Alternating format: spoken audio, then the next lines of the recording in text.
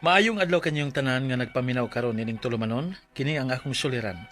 Ilabi na kaninyo Dr. Rene Obra ug Attorney Elin Bathan. Ingon man sa mga artista nga maghatag og kinabuhi nining akong suwat suliran. Tawgalan ko ninyo sa pangan nga Tata. Hingkod ang pangidaron. Suki kay ko ninyong tigpaminawan diri sa Jinsan. Punto legal kining akong suliran. Kabahin kini sa nahitabo sa among pamilya. Namatay na manggod ang akong amahan. Ug ang akong mama, miyembro aning kapunungan diri sa among dapit nga Tambayayong. Aron ninyong hisabtan, ingon ini ang mga panghitabo.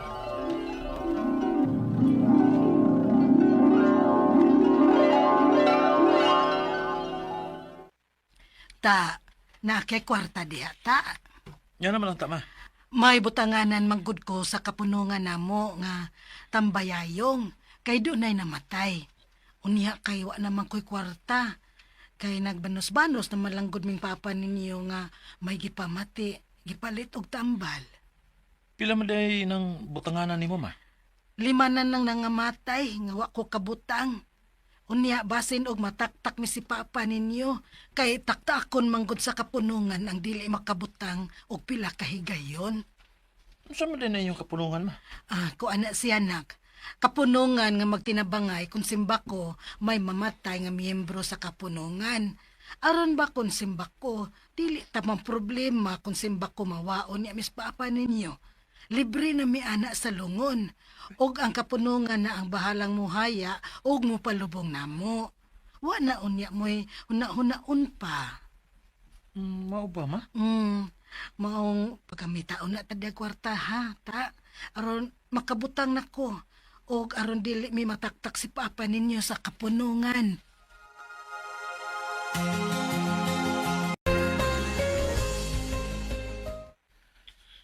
Usay mga yung masabito nas mama na ko anak ta.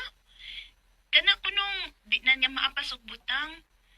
Kung daghan ng mga matay sa kapunungan nila ba, unya kinahanglan gyud kuno nila nga butangan. Pero kining unsa man na legit gina? Kinsa gud ang nagdaan ng maong kapunungan nila? Ang mga kailar gud na nilang mamagpapagod. Kani ato pa man gud na silang nagbutang anak gud. Murag mga high school pa man tingalita nga maghisgot-hisgot na sila ng mamagpapa. Nga usahay, kung mangayo ko para eskwelahan, ipauwahi una ni mama kay butanganan pa siya sa kapunungan. Kay doon ako no'y namatay. Ambot kon mahinumdum ka ba sa baana? Doon ako mahinumduman gamay. Pero, wa kay ko mahibaw sa detalye bahin ana. Ay mayo na nga kapunungan na sudlan nilang mama uy. Kay magtinabangay man na sila. Oral ko na siya og limos pod sa miyembro nga namatay. Pero di lang ka pwedeng mo pas. Kinanglang bubutang yun ka matag may mamatay. Mao ba? Kumusta naman dito si Papa? Ay, maginay usas akong tuyo nimo ya. Kay dili naman kaayo maatiman sila si sila si Papa ug Mama. Kay may permanente na akong trabaho. Ug kuan sab doon na siya gipangmati si Papa. Kining pwede ba nga anhalon na nimo sila si Papa ug Mama? Diya sa Davao? Total, wa magkailingaw diya sa inyo ha. Kay ito ama sa gawas pagtrabaho ang imong bana. O ikaw wa magtrabaho. O mas maayo nga ikaw ang watiman nila kay babae man ka. Pwede ba ya?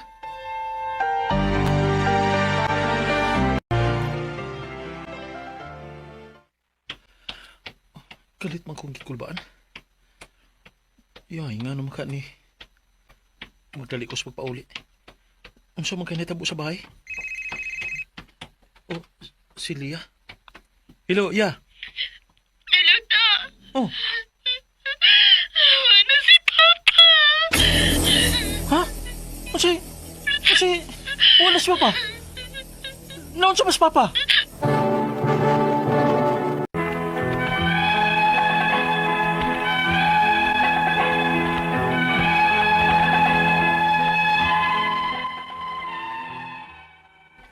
Pagkasakit sa among amahan, dito na ako siya ibilin sa kong igsoon sa Davao nga way trabaho aron nga mas maatiman si Papa. Kay ako ra magud ang niya diri sa Jinsan. Ug nabisi pud ko sa kong trabaho ug may mga anak sab ko nga akong giatiman nga nag-eskwela pa. Apan wa gid magkalahutay si Papa. Namatay gid siya dito sa Davao.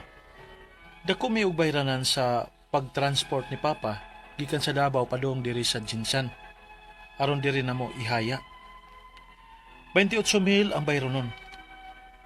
Maong nahinumdum ko nga muduol sa ilang kapunungan nga tambayayong. Ug unya, Tuwa sa Davao namatay si Sir?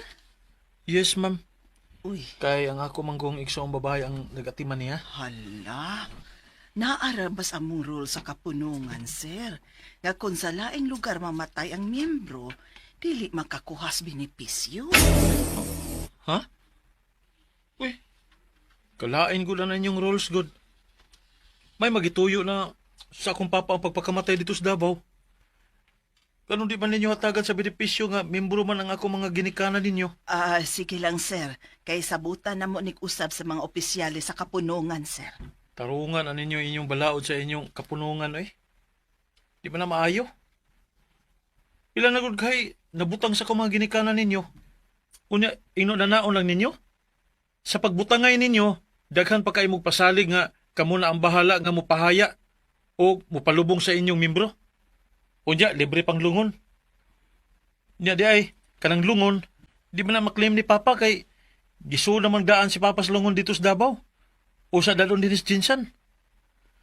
Nya, sama ni ma'am, pwede ba nga i-convert na mo into cash na lang? Kung makaklaim gid si Papa sa iyang benepisyo ninyo? Kay, di naman na magamit ni Papa. Uy, di ra ba na mag-convert to cash ang lungon, Sir? Unsa? Mao pa? Lago talaga na ako, ya. Sobra siya klasiya sa pagkakapunungan, nga gitawag pa nilag tambayayong. Aron kung may mamatay silang membro, magtambayayong sila o magtinabangay. Kanya, unsa naman ni ron? Maglisod naman ganit ang transport ni Papa, gikas diya sa Davao, paingon diri sa Jinsan. Di ba sila mutabang? Sige lang ta. Mangita ko paagi diri nga madana ko ang haya ni Papa Diaz ato. Muhang yun nasab ko sa akong bana. Paitar sa kapunungan nga gyapilan ni Papag Mama, eh. Upay niya tas problema magkasubo. Di man makatabang.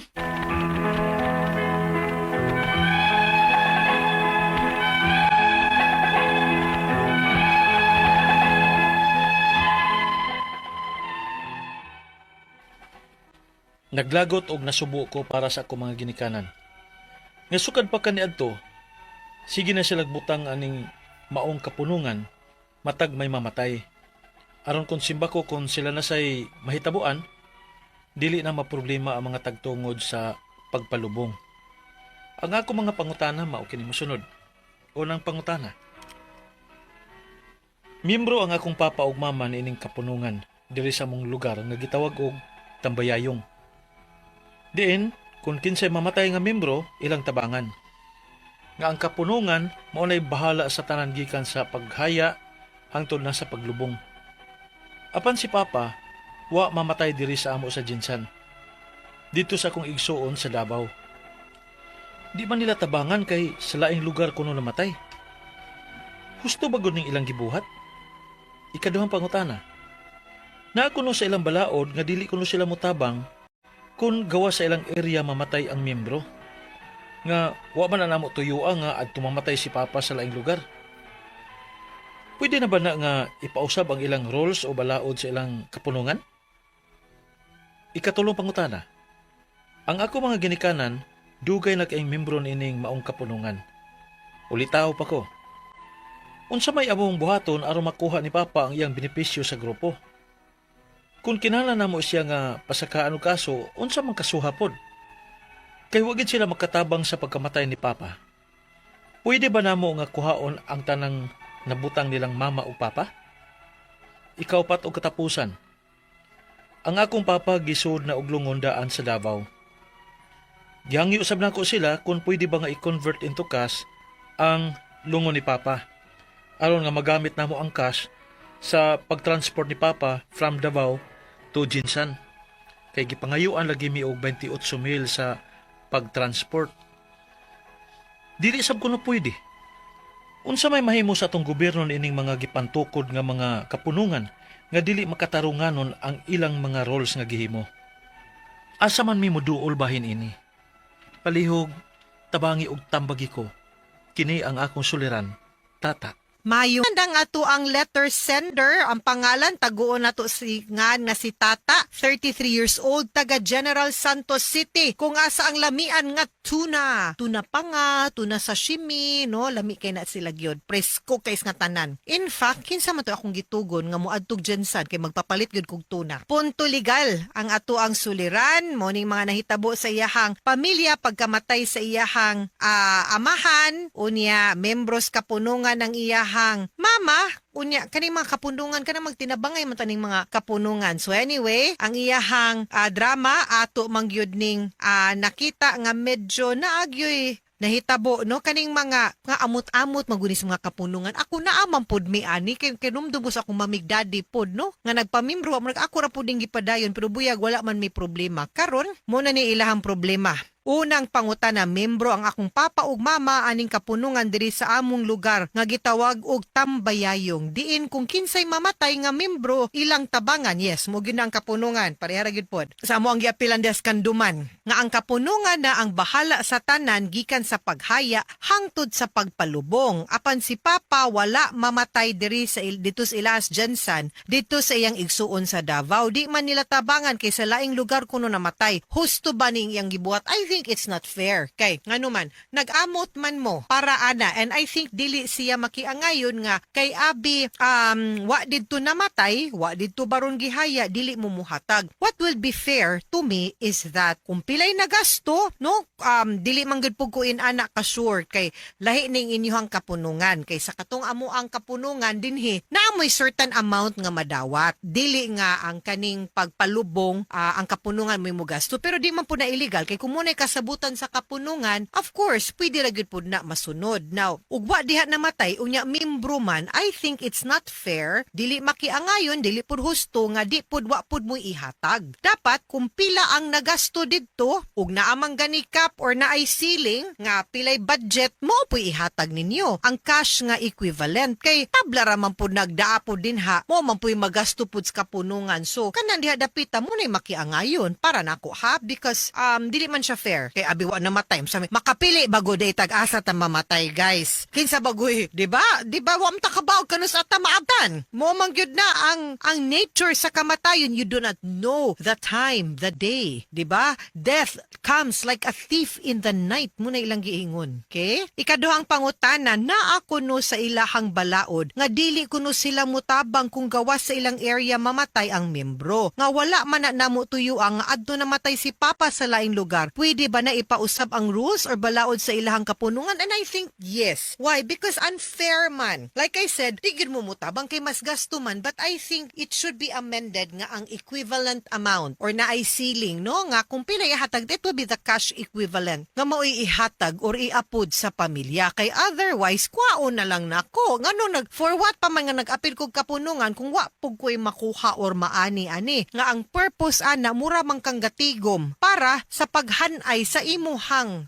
kamatayon pohon. Diba? Ikatulong pangutana ang akong, so of course pwede na ang kanang mga bylaws no sa usa ka organisasyon, dili lang ang kapunungan, pwede gid na maamindar ang balaod gani nato, pwede man gani mausab kana pa bang internal sa mga pribadong tao, ha? Ikatulong pangutana ang akong mga ginikanan dugay na kaing membro aning among kapunungan, ulitaw pa kuno si Tata no unsa may among buhaton para makuha kuno nila ang benepisyo sa grupo kung kinahanglan nila silang pakasakaan og kaso unsa man kahang kasuha no kay wa gyud sila mutabang pagkamatay taon sa ilahang papa. Pwede ba nilang kuhaon na lang ang ilahang napundar? Actually kung ako kuhaon ako kay way gamit wa man ninyo tabangi nya mo man ay purpose sa kapunungan. I think the proper way or the proper case nga inyong i-file og di gyud sila mada sa tanto og saktong pagpakigstorya or magpadaman lang sa tag-demand letter ba, I think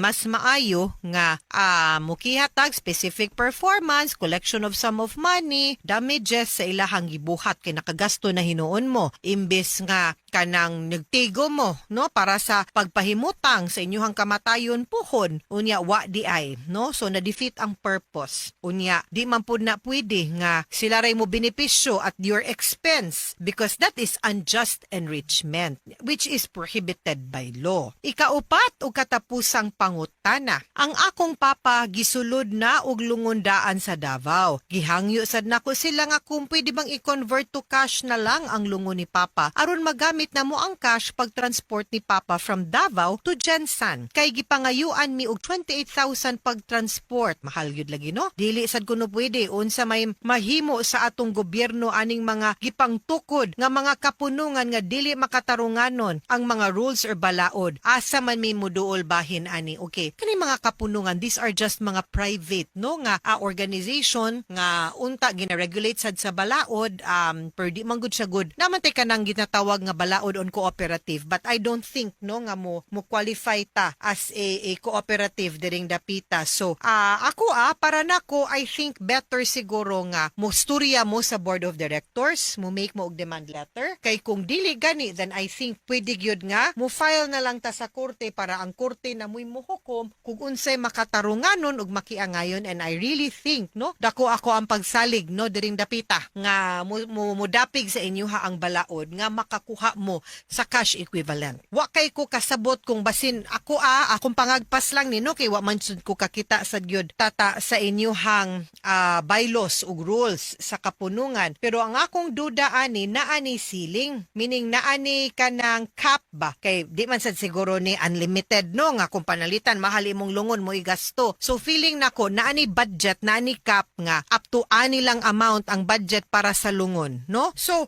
kung wala lang pud ni over ang inyong gasto or gip amount nga pangayoon or gipangayo di jud na kanang alkansi no and di jud na and that is only fair and just nga makuha ninyo ang cash equivalent kay nagpalubong manggihapon mo no even if wa mo avail sa ilahang services. I think dapat mauna ha duol mog abogado kung maglisod gyud mo. Mga suking tigpaminaw hinaot unta nga namoy nakutlo na pagtulunan karong adlaw. Kini si Attorney Elaine Bathan daghan kayong salamat sa